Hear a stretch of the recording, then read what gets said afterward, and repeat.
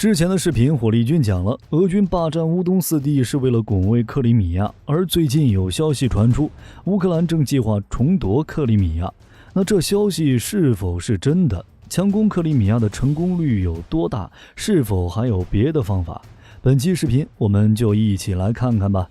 据乌克兰国防部副部长加夫利洛夫日前预测，乌克兰有可能在12月底反攻克里米亚，并称乌军将在冬季取得更多成果。他认为俄罗斯对乌实施核打击的可能性很低，不过就算俄军动用战术和武器，乌军也不会停止作战。而当他被问及与俄罗斯和平谈判的可能性时，加夫里洛夫表示，只有当俄军彻底离开乌克兰每一寸土地时，才有可能进行谈判。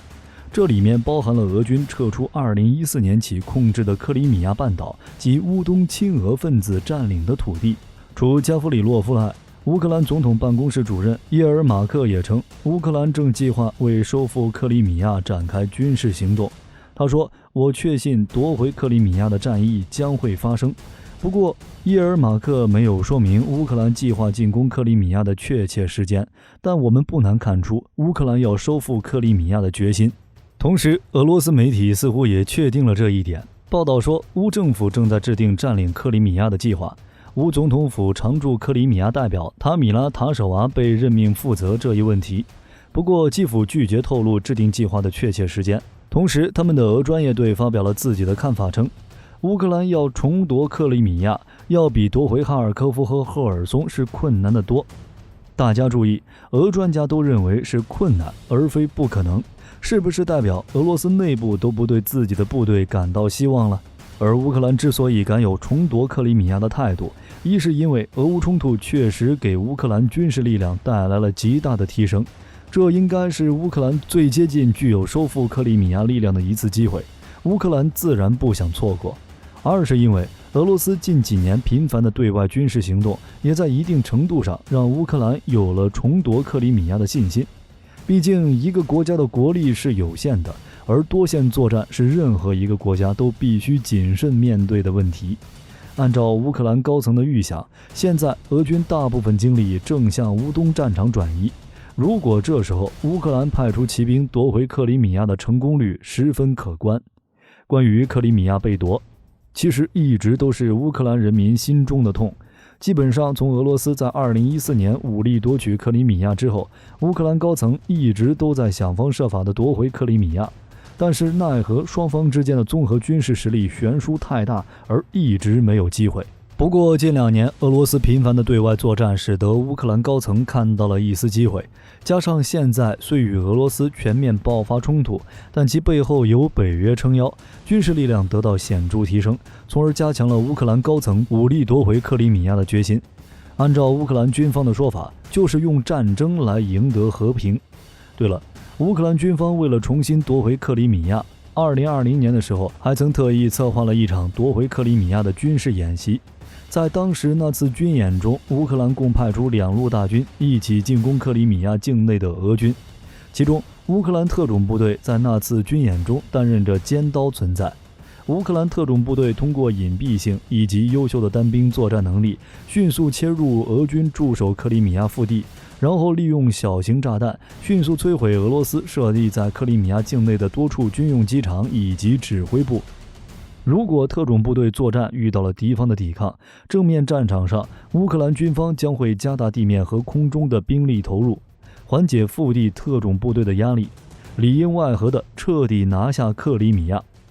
虽然当时那次演习具有一定的偶然性，但也为乌军收复克里米亚积累了宝贵的经验。当时之所以可以进行这场演习，是由于阿军击落了俄罗斯米24武装直升机，使得俄军选择介入了阿塞拜疆和亚美尼亚战争。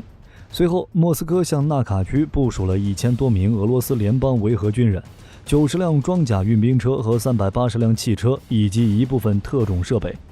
当时俄军的进入也产生了立竿见影的效果，亚阿双方实现了全面停火。也就在俄军进入纳卡地区不久，乌克兰就在俄乌边境举行了夺取克里米亚半岛的演习。乌克兰选择在此时选择军演，是因为此次俄罗斯派遣进驻纳卡地区的部队是此前一直驻扎在俄乌边境地区的俄军第15摩步旅。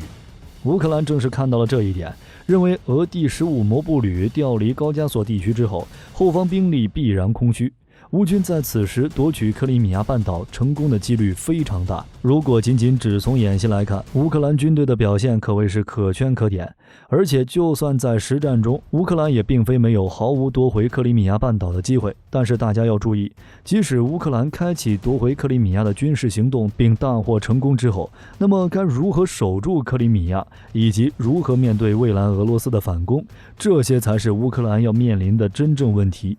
所以，对于乌克兰想要重夺克里米亚，俄罗斯联邦委员会国防和安全委员会主席邦达列夫在社交媒体上就表示，乌克兰既没有资源和军事力量，也没有克里米亚民众的支持，加上西方国家也不会在这样的冒险中帮助乌克兰，因此基辅当局的行动也就止步于口头表态而已。他认为，乌克兰方面关于意图收回克里米亚的说法听起来既鲁莽又厚颜无耻。基辅当局的言论只不过是向本国公民献媚，试图说服他们即将取得胜利，试图提高乌克兰人民的士气，以及蒙蔽西方赞助人加强援助而已。虽然火力军不认同邦达列夫的说法，但乌克兰想要夺取克里米亚以及守住克里米亚确实绝非易事。一方是因为自2014年以来，俄罗斯就一直在加强部署克里米亚的军力。克里米亚既然作为俄罗斯的前沿阵地，拥有极高的战略价值，自然是重兵把守。光驻扎在克里米亚的俄军就足足有3万之多。此外，还部署了各种型号的武器装备，包括冷宝 P 反舰导弹、S-400防空导弹在内的先进武器系统，为克里米亚构筑起了海陆空3位一体的防御力量。甚至还有消息传出，一旦把俄罗斯逼急了，他们肯定是要在克里米亚半岛上部署可以携带核弹头的战术导弹的。到那时，别说乌克兰要武力夺取，估计就连北约都不敢冒这种风险。另一方面，武装收复克里米亚是复杂的军事行动，该行动需要大量资源，如人力、高科技武器系统以及海陆空协同作战等。而且克里米亚与大陆之间仅只有一条约8公里宽的土地与之相连，乌克兰武装部队的任何地面战役都会受到俄罗斯军队的严防死守。尽管乌克兰武装部队在得到西方支持后取得了极大的提升，但至今仍没有能力做到这一步，还是缺乏相应的军事实力和技术手段。但我们也知道，乌克兰是肯定不会放弃克里米亚的，而且已经对外表态。那不放弃，乌克兰又该如何做呢？火力军认为，乌克兰收复克里米亚应该不会采用大规模进攻这种方式。首先，就像之前提到的，仅是收复克里米亚是不能彻底解决克里米亚问题的，而解决克里米亚问题的关键就在于终结造成目前克里米亚现状的普京政权，否则去病不除根是会反复发作的。反过来讲，如果普京政权被终结了，乌克兰可能根本无需向克里米亚进攻，克里米亚问题都会以俄罗斯守军无条件投降的方式自动解决。其次，从代价方面讲，虽然克里米亚是一个不可守之地，在双方军队实力存在代差时更是如此，这一点历史上有过几次例子。但克里米亚又是一个易守难攻、容易堡垒化的地方，这二者并不矛盾。时间线拉长，孤悬在黑海中的克里米亚肯定是守不住的，但克里米亚的地形同样很容易给强攻的军队带来巨大伤亡。对于目前乌克兰来说，所有不必要的牺牲都应该尽力避免。我们以冲突初期的基辅保卫战为例，保卫战后期时，乌军已经分别在基辅东西两侧对俄军初步形成了合围之势。如果不计代价，是可以给包围圈中的俄军造成重大伤亡的。但在当时，一来解围基辅的战役目标已经可以得到保证，二来战争还刚刚开始。保存实力对于应对接下来可能的战争升级和保持整个国家的军心士气至关重要。三来，时间站在乌克兰这一边，彻底击败俄军只是早晚的事，没有必要做无谓的牺牲。所以当时的乌军只是在尽量减少伤亡的前提下，对败逃的俄军做了有限的追击。同理，面对克里米亚问题，在有其他选择的时候，乌克兰如果以重大伤亡为代价强攻克里米亚，这并不是一个好主意。加上克里米亚是普京政权必守之地，对克里米亚的占领驻防，使本就捉襟见肘的俄军不得不分出一部分兵力、防空系统以及宝贵的后勤运力去守卫。克里米亚就像一个粘鼠板，使这一部分俄军成为整场战争中的无效兵力。再说了，乌军对克里米亚不进行大规模强攻，并不代表没有军事动作。乌军可以凭借远程精准打击、特种渗透作战，乃至乌克兰空军再次形成有规模的战斗力后，对克里米亚进行空中打击，来不断袭扰驻扎的俄军。到时候，克里米亚不仅仅是一个分散俄军兵力的粘鼠板，更将成为一个乌克兰持续打击消耗占领军的砧板，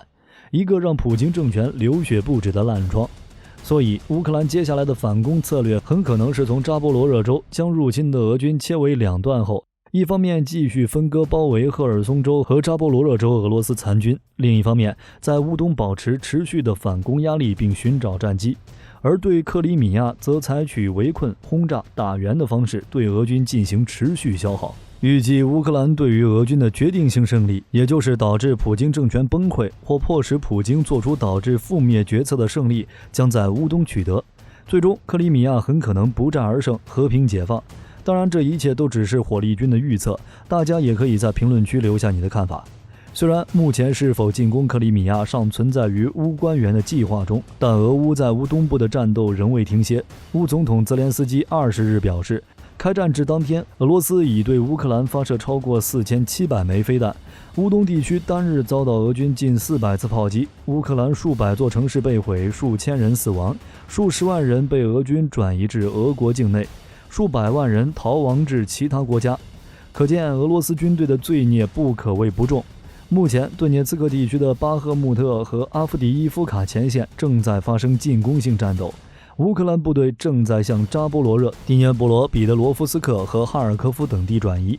而俄罗斯军队正在扎波罗热方向以及顿涅茨克和卢甘斯克重新集结，而这些也正是火力军做出上述推测的依据之一。随着寒冬的临近，持续近9个月的冲突没有任何缓和的迹象，双方都准备将战斗持续到明年。俄乌都在为弹药供应紧张和疲惫不堪的军队而苦苦挣扎。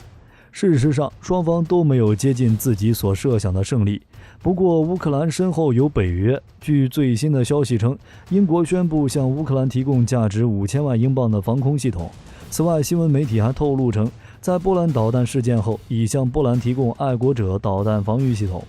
波兰副总理兼国防部长布瓦什恰克21日表示，波兰提议将该系统部署在波乌边境，其意义不言而喻。好了，关于乌克兰重夺克里米亚计划，大家是什么看法？欢迎在评论区留下你的意见，我们一起讨论。本期视频内容就到这里，我们下期再见。